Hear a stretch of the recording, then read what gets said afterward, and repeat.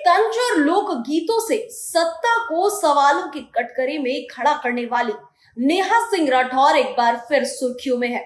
लेकिन इस बार वजह उनके शब्द नहीं बल्कि एक कथित एमएमएस है। नमस्कार, मैं हूं वैष्णवी चौहान और आप देख रहे हैं TV7 भारत। सोशल मीडिया पर बीते कुछ दिनों से एक एमएमएस का स्क्रीनशॉट वायरल हो रहा है। दावा किया जा रहा है कि इसमें दिख रही महिला नेहा सिंह राठौर है। इसके साथ साथ कुछ पॉइंट्स में उनके चरित्र पर सीधा हमला किया गया है। लेकिन अब नेहा ने खुद सामने आकर करारा जवाब दे दिया है।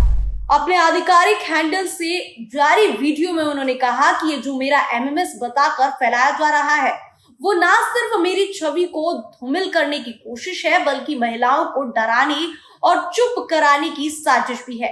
नेहा ने सीधे सवाल किया कि क्या किसी महिला को सरकार पर सवाल उठाने का ये इनाम मिलता है। उन्होंने ये भी कहा कि ये सब देशभक्ति के नाम पर हो रहा है और असली देशभक्ति क्या यही है। पहले आप नेहा सिंह राठौर का जवाबी वीडियो देखिए। सोशल मीडिया पर इन दिनों मेरा चरित्र बताने वाली पोस्ट की बाढ़ आई हुई है। सबको बताना है कि मैं कितनी ज्यादा चरित्रहीन हूं। पूरी क्रिएटिविटी के साथ कीचड़ उछाला जा रहा है। एडिटेड तस्वीरों का पूरा एल्बम घूम रहा है और एडिटेड फोन कॉल से लेकर अफवाहों तक का बाजार खूब गर्म है। कुल मिलाकर सबको मजा आ रहा है।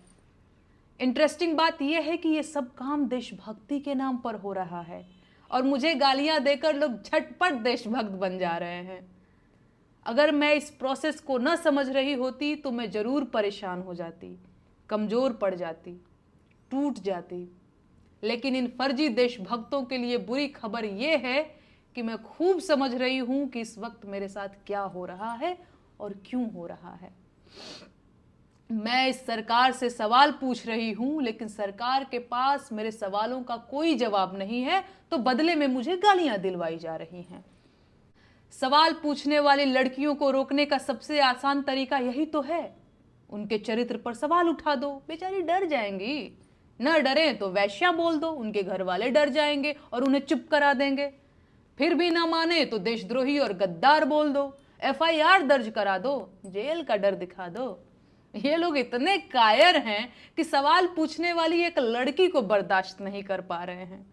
पूरी IT सेल की फौज लगा रखी है। मेरा फोन नंबर तक वायरल कर दिया गया है। डेली सैकड़ों फोन कॉल्स आ रहे हैं और ये सब सिर्फ इसलिए कि मेरा हौसला टूट जाए।